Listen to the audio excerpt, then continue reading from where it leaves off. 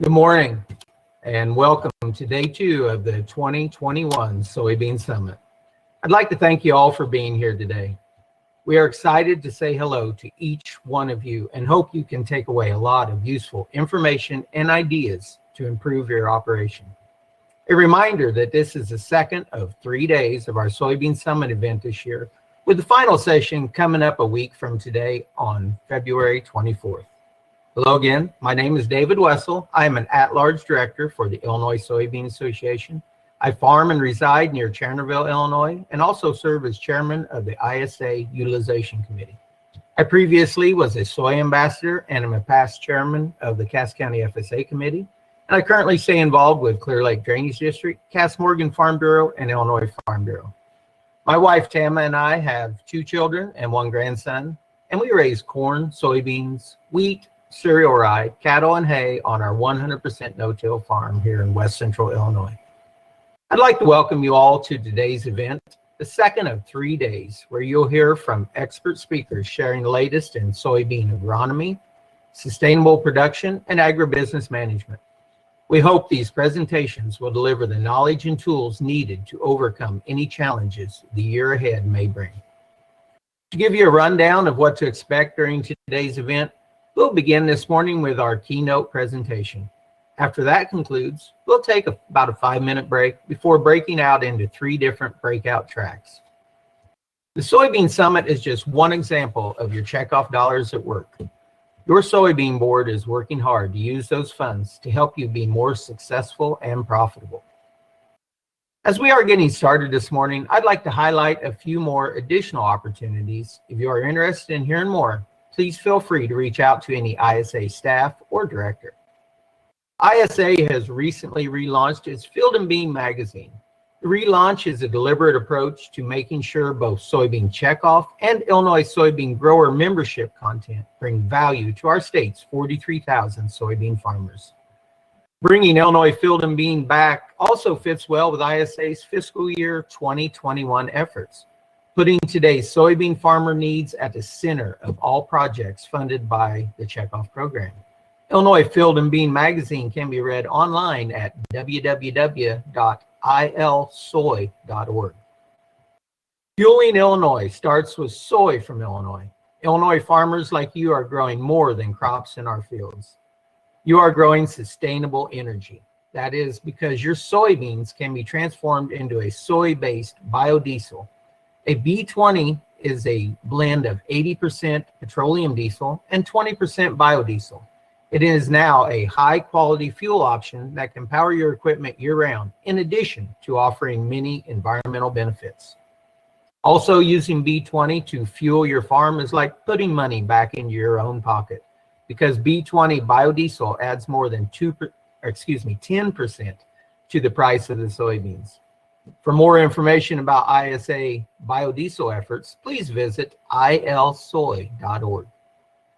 Let's talk about AMP, the Agribusiness Management Program, an exciting new offering of the Illinois Soybean Association Checkoff Program. AMP is a resource for busy farm families and agribusiness professionals.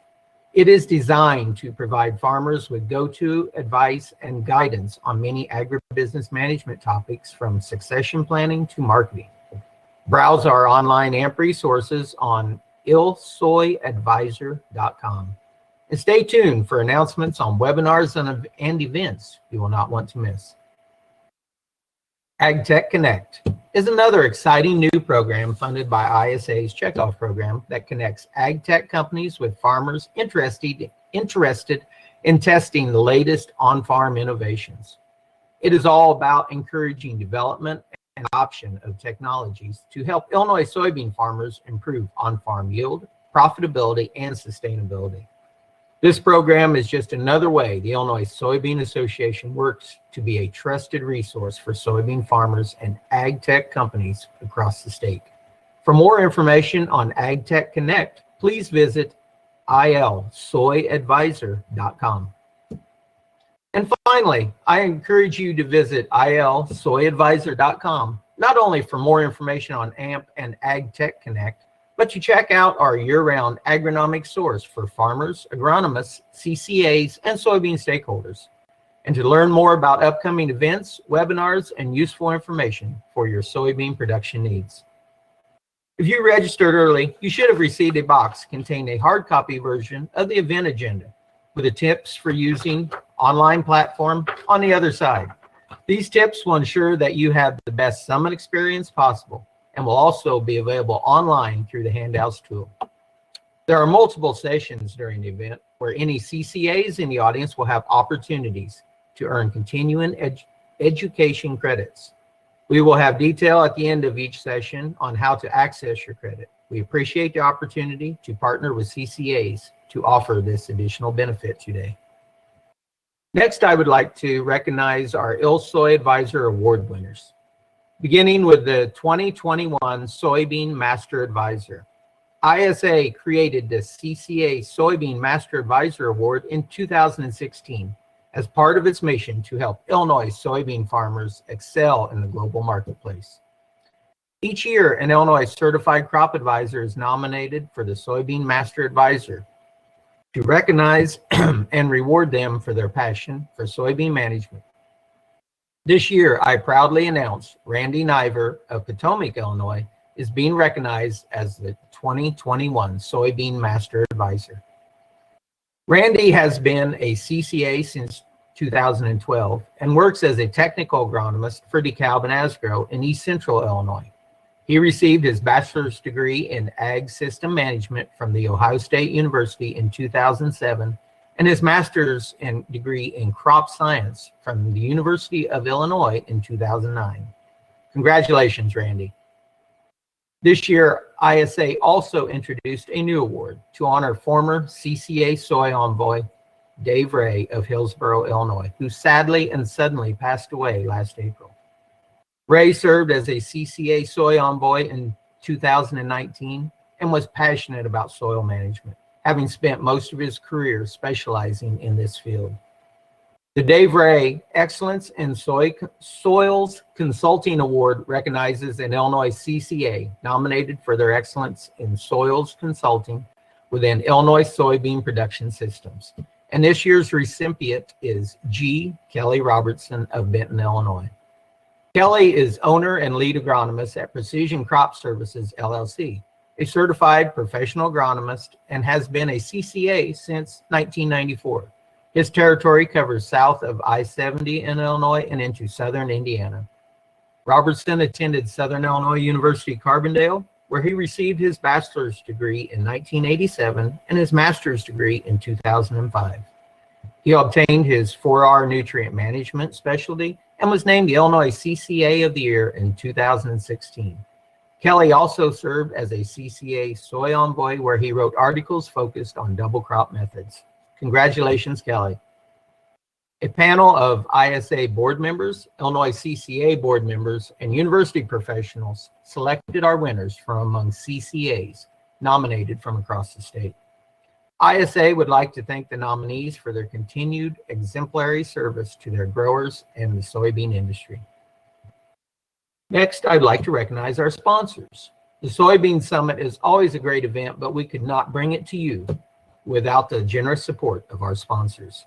Please join me in giving a special thanks to the companies who helped make this year's event possible by sponsoring our keynotes and breakout sessions. They are BASF, Compass Minerals, Asgrow, Farm Mobile, and Brandt. And without further ado, I'd like to introduce this morning's keynote speaker, Molly Stalker, who will be presenting Feed the Consumer while growing your profits with specialty soybeans. Molly is the specialty grains leader for Cargill's East region of the United States. She is responsible for all specialty grains programs, including organics. A 22-year veteran of the agricultural industry, Molly has held various merchandising and management roles within Cargill. She and her family reside in Charleston, Illinois. So please join me in welcoming Molly Stalker.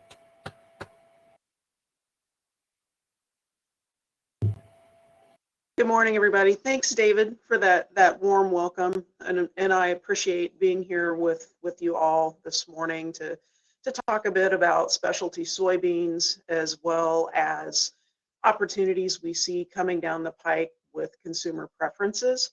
But first, let me thank the Illinois Soybean Association for inviting me to speak to you. Obviously, this is a different format than you've had in previous years.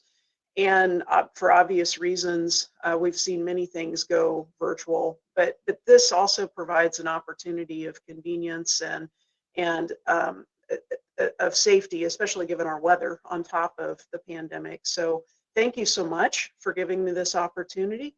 And with that, let's start talking about specialty soybeans. And it appears I have control, so let me start moving us forward.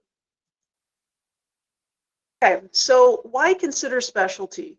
What I'm going to talk to you about is going to go through the impact, start with the impact that consumers are making on the marketplace, how food trends are creating more opportunities on the farm.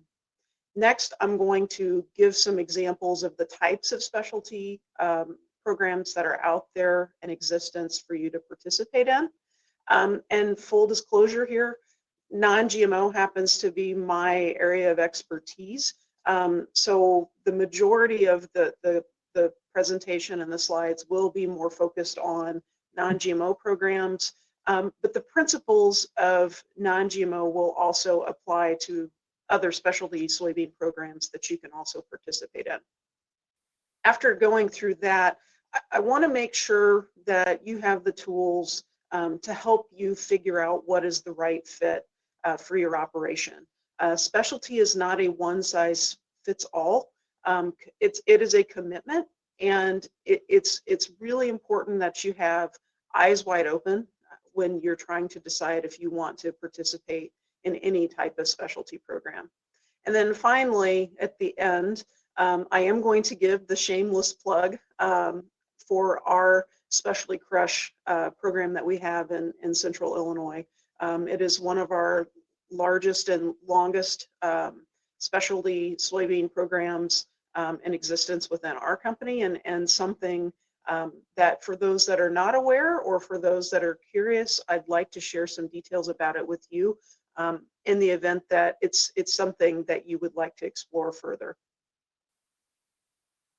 So first, let's start talking about the consumer.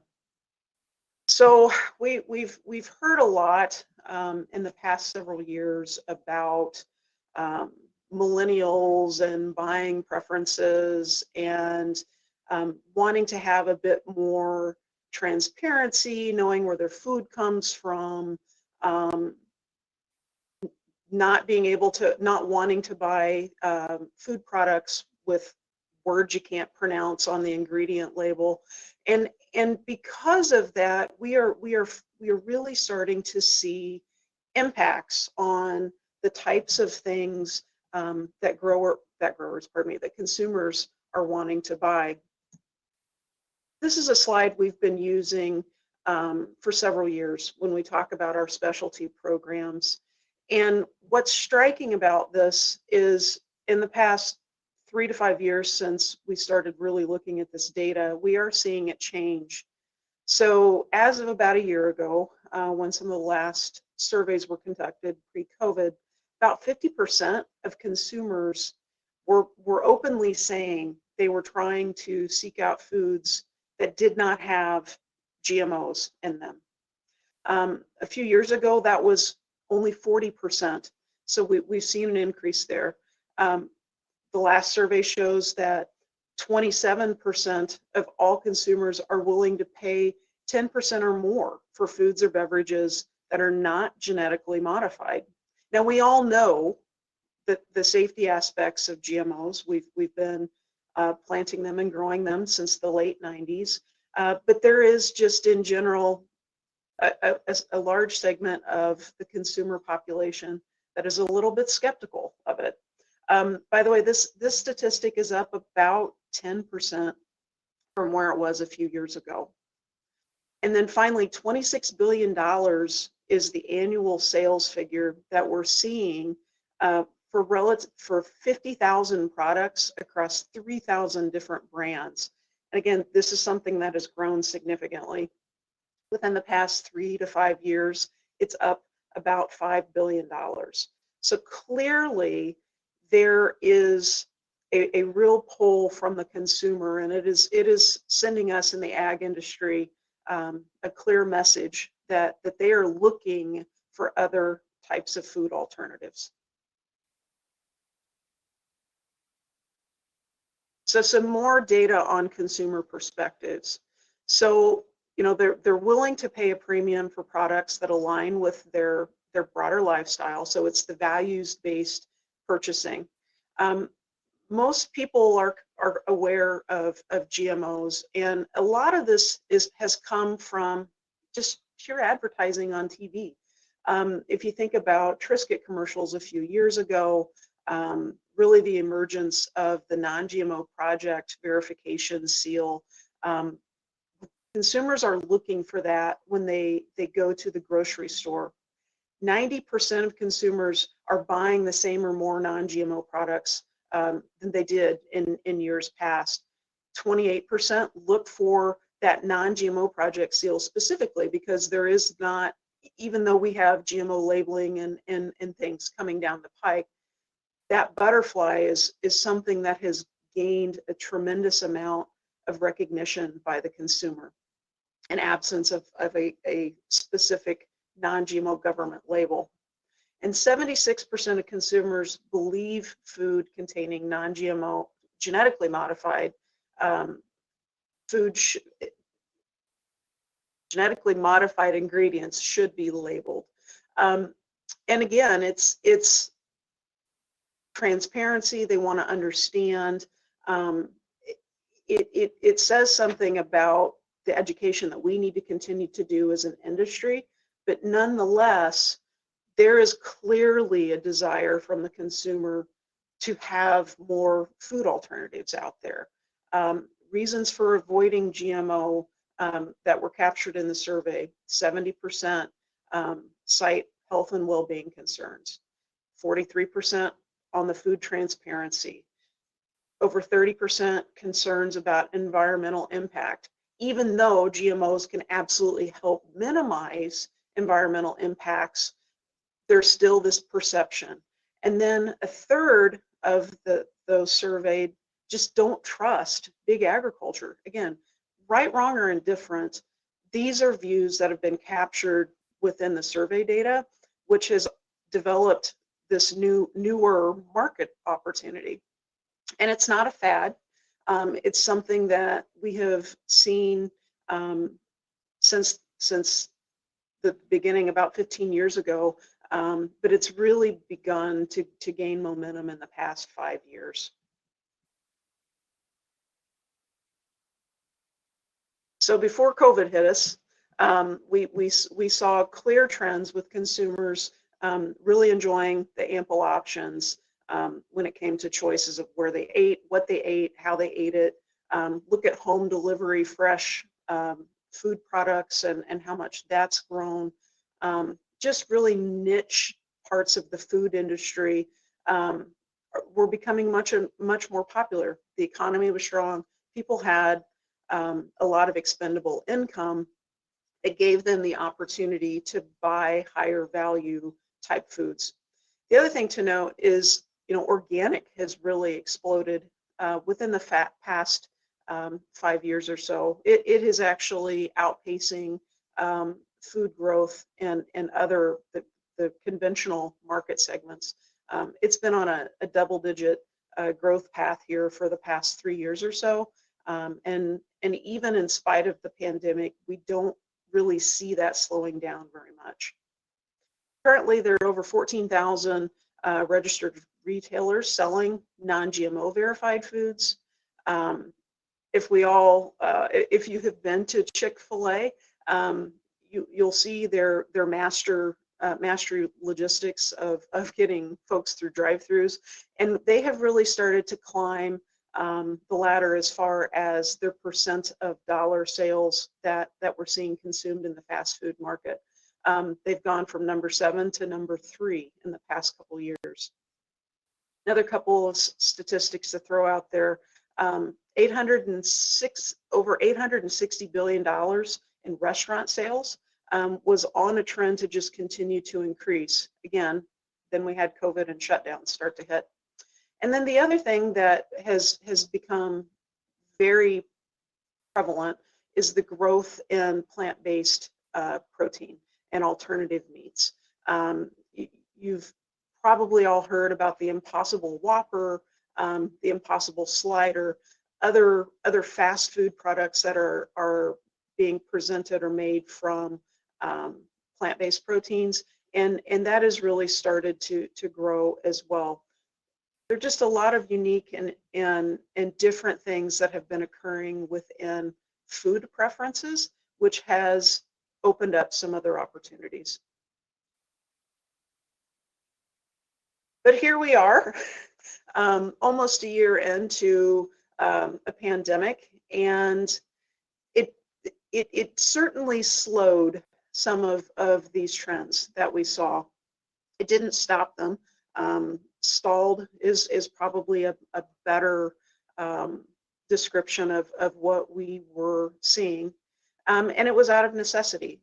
Shopping behaviors had to change. Eating behaviors had to change due to supply chain disruption or because restaurants were shut down, unfortunately. So shoppers were looking for other types of delivery services in order to get their food. Because you couldn't go to a restaurant, that carry out was basically the only option for the majority of the country. What you would call your white tablecloth or high dollar, nice restaurants really suffered and still are suffering in this time frame. Long-term consumer trends have hit a bit of a snag. They haven't completely reversed, but we've seen some interesting dynamic occur there. While we are seeing growth in organic, it's not at quite the pace that it was pre-COVID. We have, because people are cooking at home, because we've been stocking up on food in our pantry, there has been much more of a return to shelf-stable items, items with more preservatives, things that you could hang on to for a longer period of time, not with all the uncertainty. And then comfort foods have become king again. Kraft mac and cheese, and the one that I found pretty humorous was a growth in hot dog sales. People clearly were looking for ease, convenience, and comfort during COVID.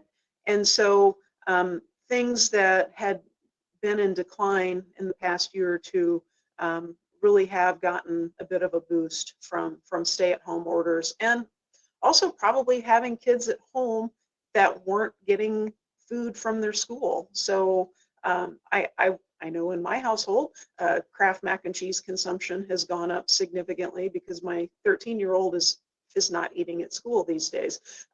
So that certainly has impacted that supply chain. And then stress baking has also led to periods of egg shortages. I recall at one point during the last year where I was at the grocery store and needed to buy something like flour and couldn't find the typical 5-pound bag sitting there on the shelf, but there were 15 and 20 and 25-pound bags that food companies had tried to redirect from hotel and restaurant food service type businesses back onto the consumer shelves so that they could adjust to what their supply chains were telling them to do. The other thing that we have seen is a broader adoption of the self-care movement. We've seen, in some cases, increases in exercise and diet and more use of over-the-counter medications. We've also seen unhealthy habits develop as a result too, because of the stress of the general situation that we're all living through. And generally, consumers have had to become more flexible in trying new brands. We all know what happened with toilet paper, so that's a great example. If you had a certain brand loyalty, given the situation and the hoarding that was occurring with toilet paper, it was probably pretty difficult for you to find a particular brand that you liked the best. So we were all forced to seek out alternatives just due to the nature of what we were all going through.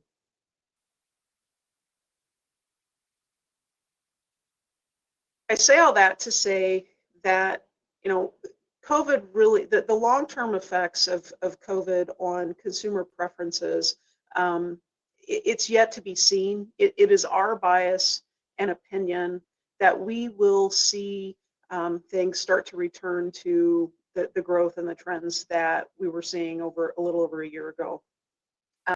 It will take time, but as businesses are allowed to open back up, employment returns to hopefully pre-COVID type levels. It is our belief that we see a continuation of the data that we had seen a year ago.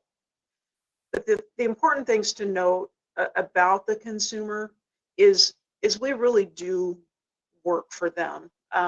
Whether it's consumers choosing to eat more beef, more chicken, more seafood, or plant-based proteins, their preferences really are driving the demand for what we are growing on the farm.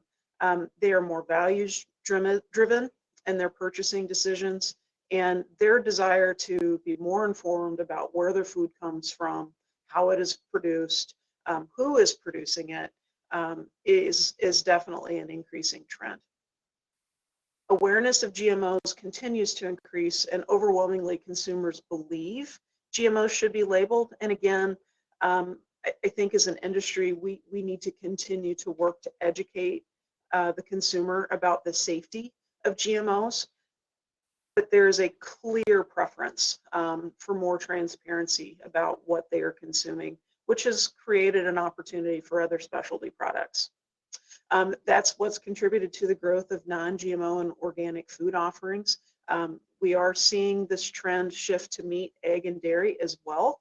As a matter of fact, some of the largest growth that we have had at Cargill in the specialty space has come in the form of non-GMO animal feed products. And obviously, animals eat more grain products than we do as human beings. So that has more than doubled, in many cases, our demand for non-GMO grains in certain parts of the country. In absence of government-regulated standards for non-GMO claims, the non-GMO Project Butterfly is the most requested third-party verification. So what that means is they are a private nonprofit, and they set the rules and definitions for what is considered non-GMO, whether it be food grade or feed grade. And that's something that we continue to work with them on and educate them about what's practical from a certification standpoint, as well as for our growers when it comes to getting non-GMO project verification of supply chains. In an absence of government regulated standards for non-GMO claims, they are the recognized label. The only truly recognized government label out there right now is the USDA organic seal. That is something that clearly stands out to the consumer in the grocery store. And it's recognized as a label that supports more food transparency. And while COVID has affected specialized products, we do believe that we will see return to pre-COVID type market conditions, and that we will see more growth in that space. So it's been a little bit of a speed bump, but we think we will return to stronger growth in that area. So what are some of the types of specialty markets that are out there? And I'm going to pause real quick. Rachel, is there anything out there question-wise or anything? No questions yet. Okay, excellent. If I get on a roll, sometimes I may not notice, or so just there's a pause to give you an opportunity to let me know. So types of specialty markets that are out there. The largest, the most traditional that has been in existence has been non-GMO. But what's special about specialty programs? Well, just in the name, it indicates that they're just different. They are programs that are intentionally asking a grower to plant, grow, deliver, do something different with their crop, that is very different from the way the vast majority of the soybeans are produced in the United States. There's a very wide range of programs that are out there. Again, my expertise is more on the non-GMO side, but there are GMO soybeans that are considered specialty products. So many growers that are participating in this conference might participate in a high oleic soybean program with a number of companies in the industry. Those are typically GMO varieties. There are non-GMO varieties as well, but that soybean was designed to deliver a specific type of oil for food production. In addition to that, there can be special non-GMO food grade type specifications that are out there, special high protein, extra high protein soybeans that are used for animal feed or human consumption. There could be tofu beans, a type organic soybeans. There's just a tremendous variety available out there. And depending on the complexity of the program, that will then translate into more or less premium.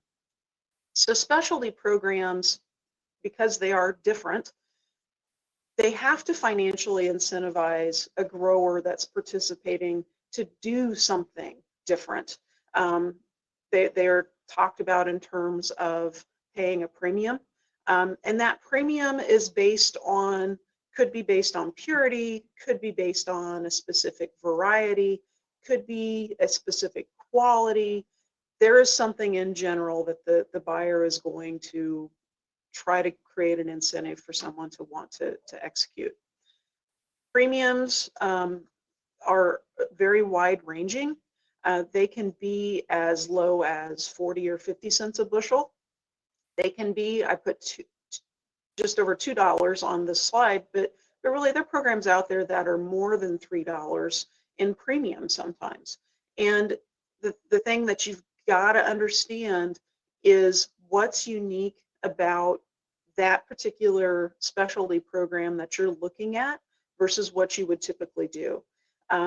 Typically, the higher the premium in a specialty program, the more involved or complex that it is. And so when you are evaluating various programs, there are several questions that you'll need to ask the person that has the program, and then also ask yourself to make sure that it is the right fit. I cannot underscore enough that it's extremely important to understand what's unique to make sure that it is a good fit with your operation. So just continuing, and I've touched on some of this already, but things to think about.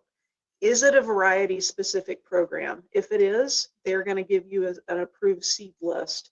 And so there's a little bit of loss of freedom and choice there other than what's on the list. That's not a bad thing, but that's something that you need to understand. Is it a variety specific program or is it a non-variety specific program? Is there something unique about delivery timing?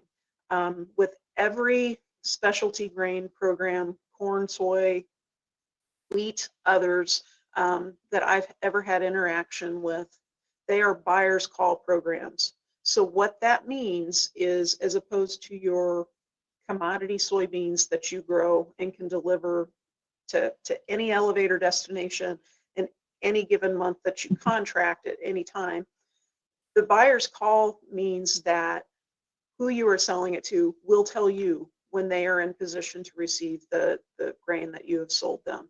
So again, it's because there is a finite amount of demand for a particular product, and so they have to coordinate it with trains, barges, processing, however they're handling it. And most businesses are not doing it 24/7. They do special runs and have special time frames with which they will want to align that. It's also important to understand if it's a non-GMO and organic, as a matter of fact, is if there is a genetic purity level out there. The other thing that is good to ask is, how is it tested?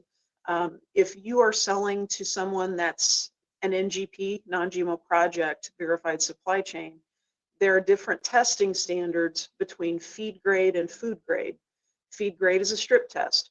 The most common testing that occurs within non-GMO is a genetic strip test, when the loads are delivered and you get results pretty quickly. There are some food grade programs where there are bin samples taken, PCR tests are run, and then there's periodic strip tests required. So it's really important to understand the testing protocol for what's required with that program. The other thing to find out is, are there any special quality requirements? So, for example, with our specialty crush program in Bloomington and with several others around the country, we have a gluten spec, because the product we are making is going into typically human consumption. There is a gluten sensitivity involved there. That can create complications for many farms that are trying to manage weeds with cover crops. And something that we have learned is cereal rye, for example, is considered a gluten grain. And if a grower is using that as a form of weed control, a very good form of weed control, and doesn't get a timely kill, it could put you at risk for rejection for gluten contamination. So just understanding that to minimize surprises becomes really important. Another point is, understand how your price is calculated. Frequently there are two different methods for the way it gets quoted. Most of the time, well, I shouldn't say most of the time, within Cargill programs, we quote premium as a premium to our cash price. Many programs, sometimes we talk this way in our Cargill programs, but there are many programs within the industry that quote it as a premium to the Chicago price. So the thing to make sure you understand is, if you're selling a program that's $1 over Chicago, yes, if your local basis is option price, you're being paid a $1 premium. But if kind of typical basis is a 20 cents over Chicago, then really your premium's only 80 cents. The $1 over less your 20 basis gives you that 80-cent spread between regular beans and the specialty product. So be sure you clarify what that premium is and how it is quoted to reduce confusion. The end user is perfectly happy to clarify that for you, and there are no silly questions when it comes to confirming how you're going to be paid, and that's something that I would recommend to be crystal clear on. The other thing is, Hey, Molly, we have a yes. couple of questions if you want me to pop those on. Sure. Okay. One is, gene-edited foods coming will have more direct-to-consumer benefits, yet they dodge a lot of the regulatory scrutiny of genetically engineered products. How do you think market and consumers will sort that out? That's a really difficult question to answer, a really good question. So we are seeing certain countries and non-GMO project and others come out with a stance on that. Thus far within the United States, FDA has said that it should not be a regulated event, that it seems perfectly fine, perfectly safe. The consumer, however, I think will remain skeptical, especially when you've got the non-GMO project that still views that as a genetic modification. The EU still views that as a regulated event as well. So I think it's going to be really a bit of a challenge to get some consensus on that. Clearly there's benefit, but again, there's a lot of debate externally to what's going to happen on that. Do you have any others, Rachel? Nope, that's it for now. The gene editing piece is something to keep our eyes on. Just one other comment on that. A lot of this research in COVID vaccines and doing some different, I don't want to go too far into this because I don't want to get out of my area of expertise, but there has been a lot of medical research done in trying to come up with different vaccines and treatments that were utilizing the gene editing tool. So maybe with some success on that, the consumer might be a little more open to looking at that in the future, but the jury is still out. So just wrapping this slide up, as far as other things you need to understand, make sure you understand what types of documents and certifications your buyer requires. Do they want seed receipts for proof of purchase of your seed product? Do they have a production agreement, whether it be a bushel or acre contract that they want you to sign? We ourselves have a master production agreement that we have growers sign, and those just outline the program specs. The other thing that you will start to see more and more of is a potential request to participate in or share data for sustainability purposes. Non-GMO beans or specialty beans in general are a really good fit often for various sustainability and cover crop programs. And today, I know particularly with our own programs, today it is a request. We could request a grower participate in some surveys or sharing some information, but it is completely voluntary. It is not a requirement of participation in our programs. But as more and more food companies are setting big sustainability goals, they are coming to companies like Cargill and our competitors in the marketplace and asking for us to help them achieve certain goals via our relationships with growers. So I think you will see much more of that coming. And the genius of the and in this whole scenario is, how do we show the benefit to the grower from a cost and productivity per acre by introducing these sustainability practices on the farm?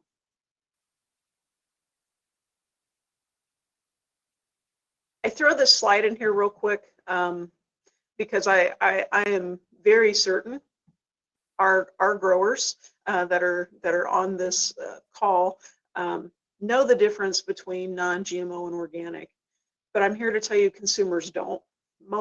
I don't know what the statistic is, there's probably one out there, but the vast majority of consumers out there don't really know the difference between non-GMO and organic. And so it is up to us to continue to do some education, but I think it's an example of the opportunity we have to continue to share the message about agriculture and the differences in how we produce the grains that go into feed and the food that we're eating. And just for the record, organic is non-GMO, but non-GMO is not organic. That's what I always try to tell people. So why is non-GMO kind of the thing that I talk about so much when it comes to specialty? Because again, there are lots of different programs out there that you can participate in. Illinois itself is very blessed and fortunate to have a multitude of different programs, whether they're Cargill or another company out there that you can investigate to participate in. The sheer amount of acres that we have in our state just really makes it a nice place to have various programs. But non-GMO is something that's been around probably the longest and in greatest volume. With the release of Roundup Ready technology in the late 90s, you can see the acreage trend and how genetically engineered acres just has exploded in that time frame. And in the past 10 years, we've gone from somewhere 25% was still non-GMO from an average acreage standpoint. Of course, on the soybean side, it's probably been 90% has been GMO in that time frame. But we seem to have more or less peaked. And we've been fairly stable in that 5 to 8% range as far as the percent of the crop that's planted as non-GMO beans in the U.S. But clearly there has just been very quick and for good reason adoption of the GMO seed, and there have been clear benefits for our farms from a multitude of reasons, whether it be pest or weed control, and also we've seen benefit from yield. In the past 3 to 5 years, we're seeing increases in non-GMO corn and bean acres. Grower interest really started to grow when we began our trade war a few years ago. There's always been interest in non-GMO, but when soybean prices were dipping even below that $8 range, but in that $8 to $9 range, there was definitely interest in trying to find ways to enhance margins and revenue on the farm.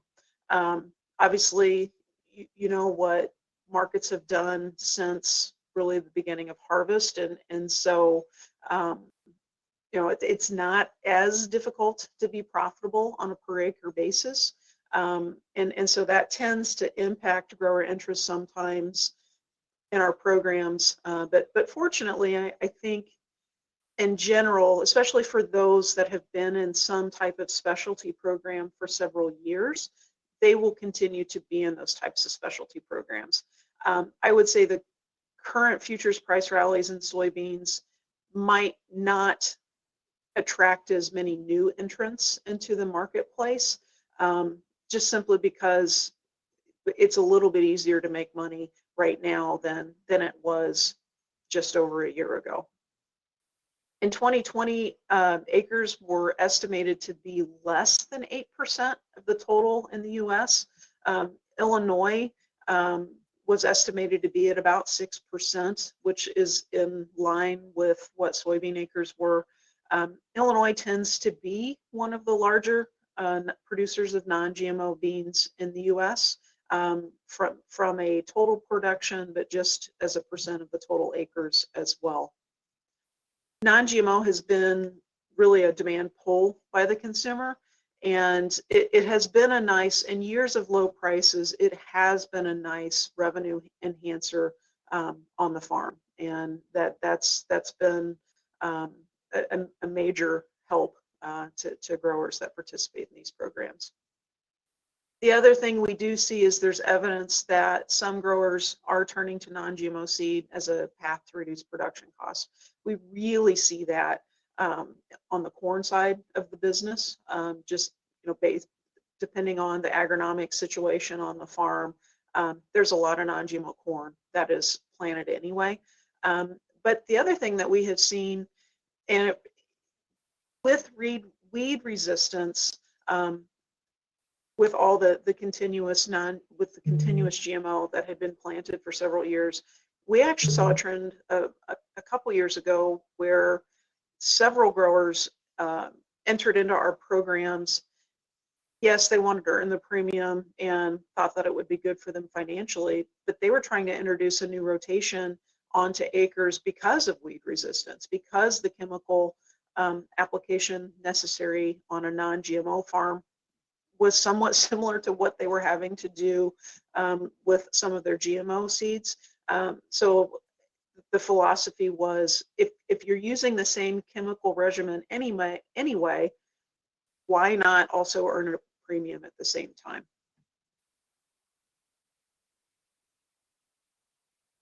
So questions to ask yourself when you try to decide if specialty is a good fit or not. Because again, it's not a fit for everybody.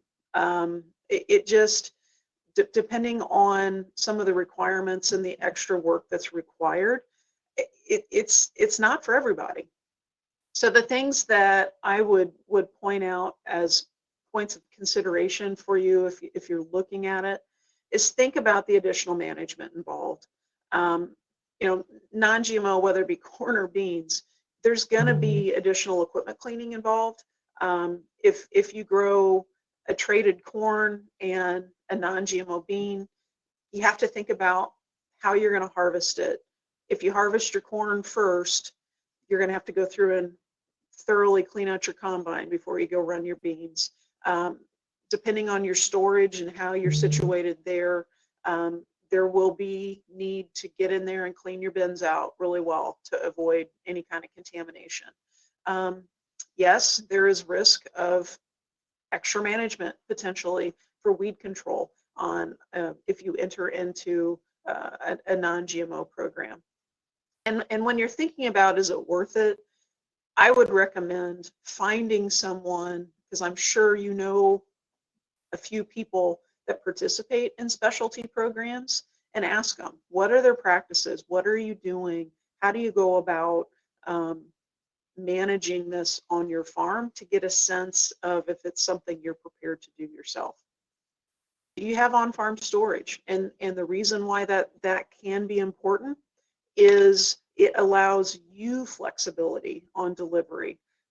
We have several growers that sell us fall harvest only, and that can often work, but unless you are close to a facility that has fairly flexible delivery during fall harvest, you're at the mercy of coordinating crop readiness, weather, and if your destination is going to be able to accept your non-GMO. So you don't have to have on-farm storage, but it certainly makes life a little bit easier and a lot less stressful when it comes to delivery logistics. And that's something that we've seen a mixture of success. Transportation access is important. Do you have your own trucks, or do you have access to somebody that you trust to haul for you? Unless you happen to live really close to the destination where the specialty grain is being taken, it's not unusual for it to travel 120 miles to get to where it's intended.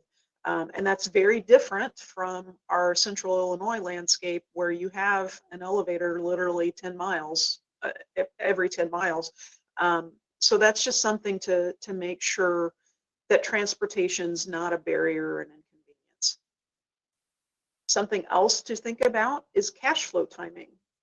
So when you sell the specialty beans, make sure you can hit time of shipments that work well for when you need money for your operation.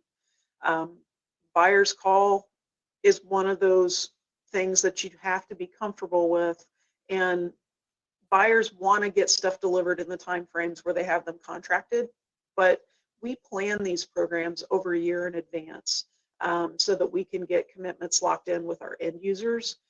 And we do our very best we can to try to project when we will need certain amounts of grain delivered, but things happen and demand changes. So sometimes we're off a little bit. On rare occasions, we need to call stuff early, but there are times when things can get delayed. So being able to work with who you're selling the specialty to, and then also trying to line up your time of shipments ideally with when you would need to be cash flowing certain types of bills is really important. Some challenges that we face with non-GMO as far as enrolling growers, GMO has had the benefit of the majority of research and marketing. There is benefit to traded seed, no doubt about that. And so there is a perception out there that GMO is always going to be easier to manage from a weed profile, that yield is always going to be higher than non-GMO. But the reality can be very different. And we also know that traded seed does tend to be more expensive. Things that non-GMO just, it has it going against it, I guess, is it does require more weed management than its GMO counterpart oftentimes. So there could be more labor involved with growing a non-GMO crop. Even though there's a concern about a yield lag, side-by-side trials of the traded versus the non-traded form of soybeans often show they're the same. They have the same yield capability. It just depends on the management situation that impacts the yield outcome. And anecdotally, we have many growers that say to us their non-GMO actually out-yields GMO many years. But it does have the stigma of not being as cutting edge as its GMO counterpart, and therefore we have to create a pretty strong incentive to get growers to participate. So here's a financial example I'll put out here. Again, this is just an example. You would have to do your own cost comparison for your operation to see how it would actually make sense for you. But these are numbers that our customers themselves, our growers themselves, have given to us as far as their seed and chemical cost per acre. And again, based on what we have been told by our growers and also by some side-by-side research, there's sometimes non-GMO is less, sometimes it's more, same thing on the GMO. So in this example, I just used a 60 bushel per acre yield. And clearly the non-GMO costs more to produce than the GMO equivalent. Assuming yield is similar, though, you come down here and you do a side-by-side comparison of a non-GMO with, call it $1.50 premium on it versus just a commodity soybean delivered in the same time frame, you come up with $79 additional revenue per acre. And again, that's real money. That may not necessarily have quite as much appeal when futures are pushing 12 bucks. But the reality is that's money. And obviously you will see variation depending on the operation. But that's something that is worth looking at, especially if there are compatibilities with your farm operation, citing all the things that I just listed a couple slides ago.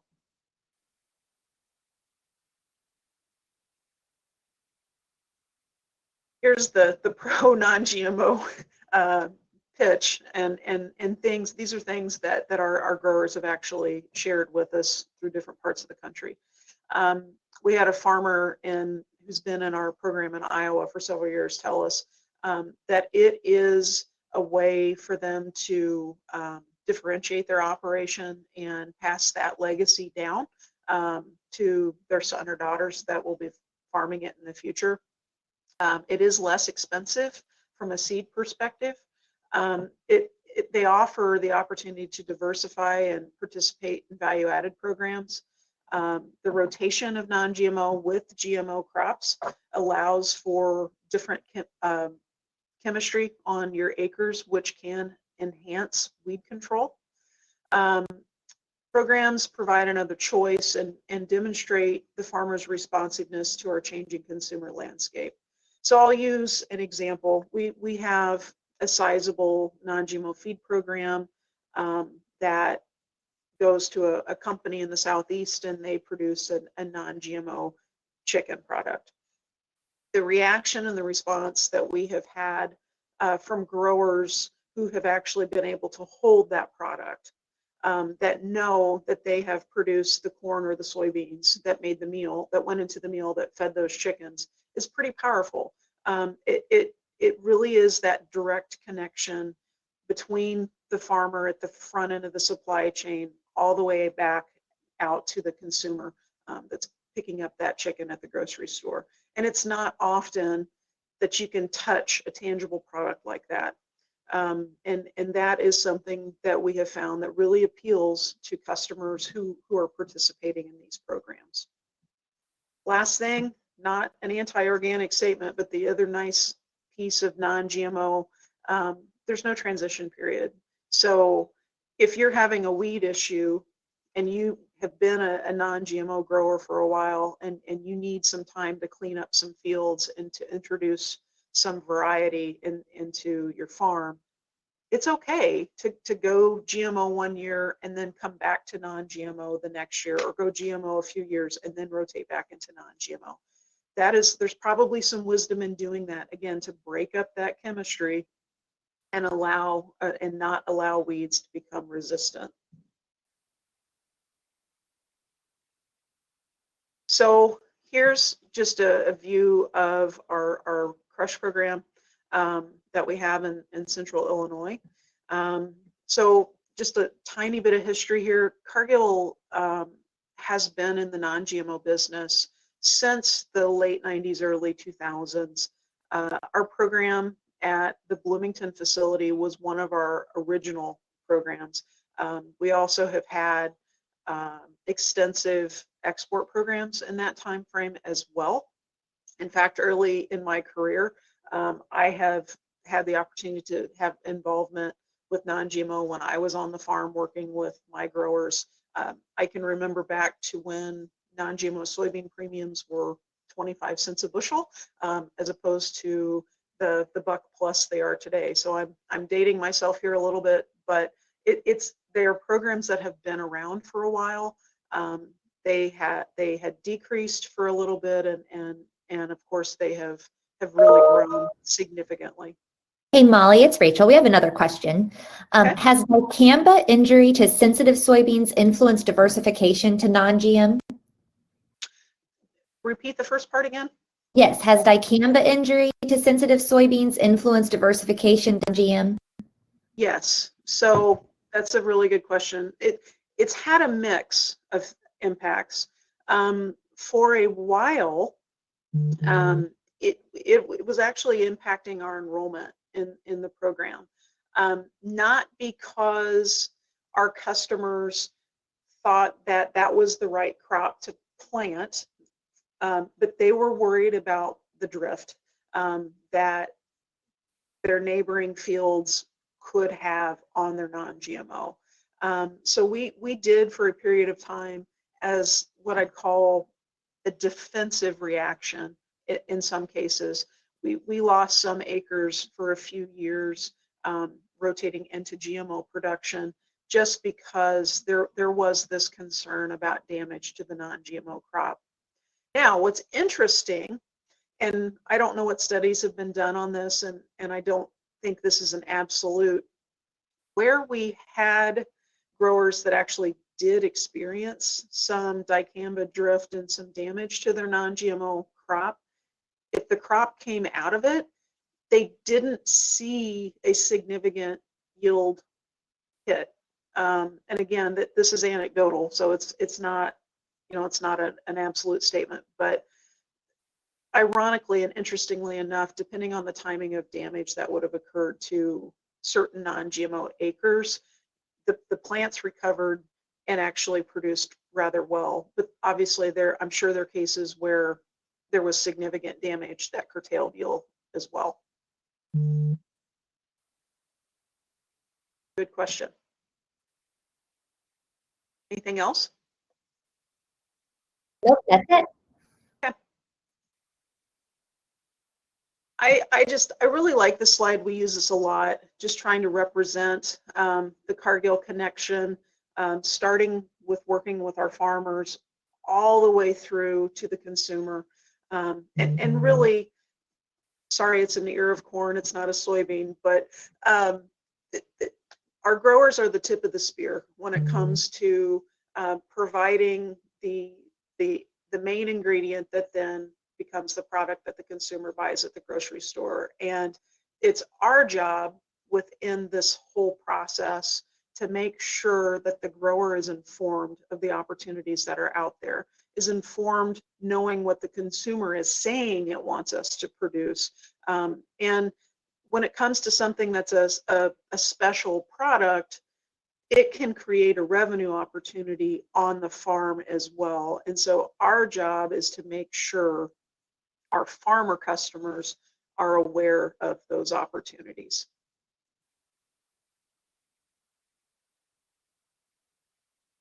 Here's a quick map of Cargill locations, but then also, and it may be kind of hard to see the one on the right, but on the left side, that gives you an idea of how many different assets within Cargill today that we have that are touching some kind of specialty product, whether it be a non-GMO or a traded product. It could be corn or soy, but we have a fairly extensive network of elevators and processing facilities that are currently doing some sort of specialty business.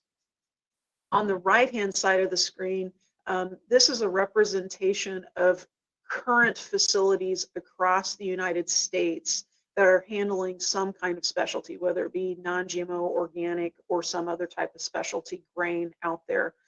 I wish I had a map from 10 years ago, because I can promise you it would not have nearly as many dots on it as this one shows today. We have just seen a significant amount of growth in that space.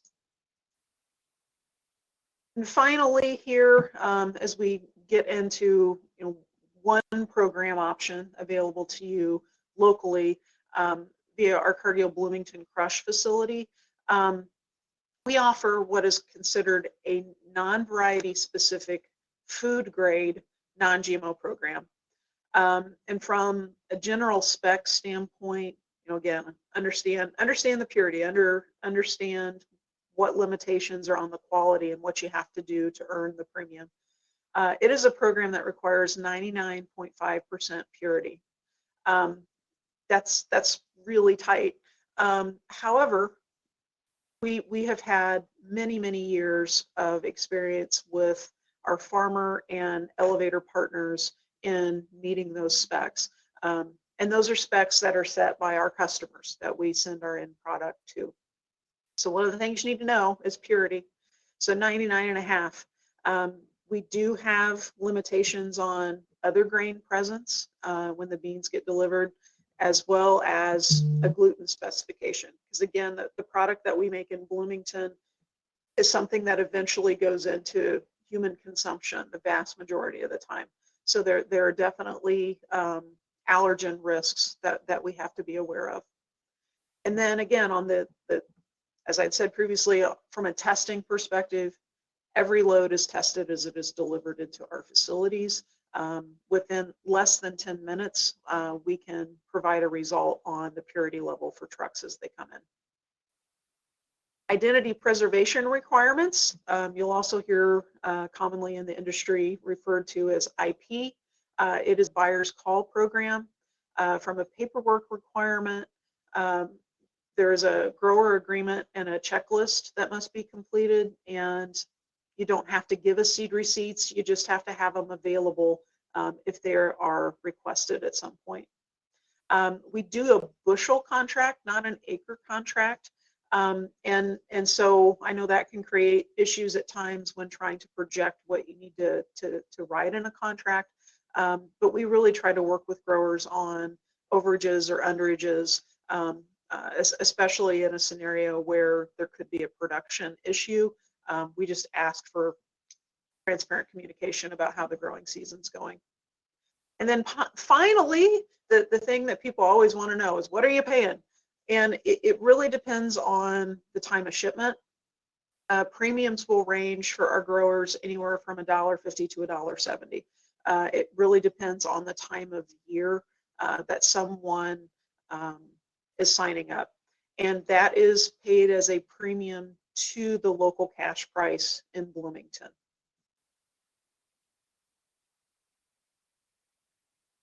So as I start to wrap this up, I've talked a lot about non-GMO versus GMO and the consumer, and I just want to make it clear that Cargill is strongly believes in the benefits of biotech and the role that it plays in producing enough grain to feed the world.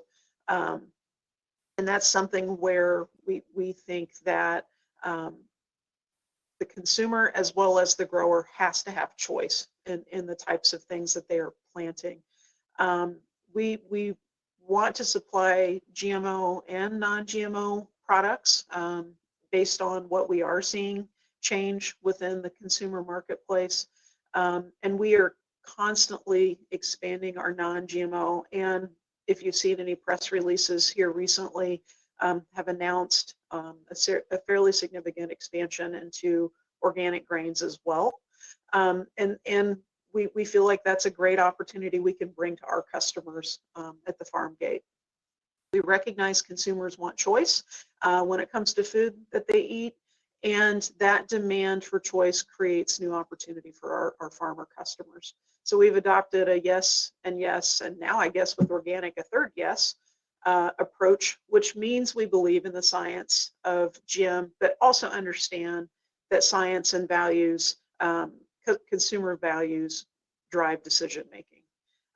And we just really want to continue to work with our end users to deliver, whether it be a non-GMO, organic, or other specialized ingredient to their product portfolio, so that they can then make food products that consumers want to purchase in the grocery store.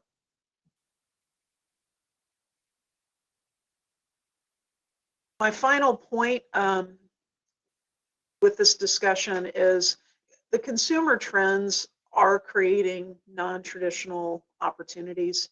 Non-GMO is the biggest of those. At this point, the largest percentage of specialty acres that are out there, but often one that when you're trying to figure out what to plant in the springtime, that could be overlooked. And so, consider the potential for enhanced revenue, earning an additional premium. In times of low commodity prices, it can help enhance revenue on the farm. And depending on your situation, if you're someone that is considering transitioning acres into an organic program, it absolutely can help during those transition years from a financial standpoint. It's going to give you an opportunity to diversify crops, whether it be introducing a different type of rotation on acres to break up the chemical application that you have for the farm, and it gives you some more agronomic alternatives. And then it also connects the farm downstream to the consumer and helps deliver that supply chain transparency that we really continue to see more and more demand for. So really, if you have any other questions, please feel free to put them in the chat. If I don't have time here to answer those questions now, certainly I will respond to them and get those back to the Soybean Association. So hi, Molly. This is Rachel. We've got time for one question. With a bushel contract commitment, how do you handle the unlikely event of an adverse weather issue like the derecho that occurred in 2020, where like your decrease in yield is great? That's a really great question, and that's a reality that we have had to live because we have a pretty sizable non-GMO bean program in eastern Iowa. So here's what we do. We ask for transparent communication with our growers. If a grower has, whether it be drought, disease, something that dramatically impacts yield on their soybean production, we ask they bring that to us. It has been very rare that we have ever had a grower, especially when we've never in a natural event like that, had a grower go out and replace via premium their non-GMO that they couldn't deliver. They are responsible for any priced portions of the contract. So if you've got basis set or future set or cash price set, that is a situation that we have to work through. But as far as a grower going out and sourcing replacement bushels for things that they can't deliver due to some kind of a weather event, we really try to be flexible on that and work with them. We view this, obviously it's a long-term program. We've been around for 20 years essentially, and we want growers to want to continue to participate with Cargill, and our industry partners as well want growers to want to participate in these programs. And being punitive in how we deal with those situations doesn't help anybody. So our big thing is be transparent, communicate, and work with us. Awesome. Well, unfortunately, we're out of time for questions, but any more that come in here at the last seconds, we'll make sure we package up and get to Molly so we can get those answered for you. But thank you, Molly, for joining us this morning. That was such an informative presentation. I knew you'd be great. And we just thank you for being our keynote this morning. And I hope that all of our farmers here have learned a lot of useful soybean tips and resources that they can take back and use on their farms. One thing I really want to call attention to on your screen right here is if you're a CCA, don't forget to claim your 1 CEU in professional development for this session. And you get that by scanning the QR code that you see on the screen. If for whatever reason you missed that, please email our team with your CCA number by Friday so we can make sure we get that submitted for you. We're going to leave this screen up here for several minutes to give you guys a chance to get that scanned and get your information captured. So coming up, we've got a really quick break. We're eating into it a little bit before you guys can go break into your breakout sessions, which are weeds, pests, and pathogens, sustainable soybean production, and agribusiness management. To get to your breakout, so at the end of this session, you'll be redirected to the lobby. Click the join session button and it'll put you in your breakout room. These are the breakouts that you selected during your event registration. Also know this year we're doing a post-event online survey. So please take a few minutes after this event to check your email. If you don't see it there, check your junk mail. For those who complete the survey, you'll be entered into a $50 Cabela's gift card drawing. Your honest feedback really helps us continually improve this event year after year. So we really appreciate those who take the time to complete the survey.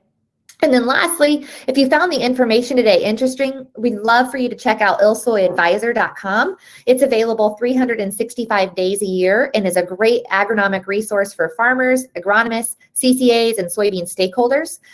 When you go to illsoyadvisor.com, you'll see upcoming events, webinars, and find all kinds of new information useful to your soybean production needs. I hope you enjoyed our keynote session this morning, and I look forward to seeing you all in the breakouts. Thanks again for joining us at the 2021 Soybean Summit.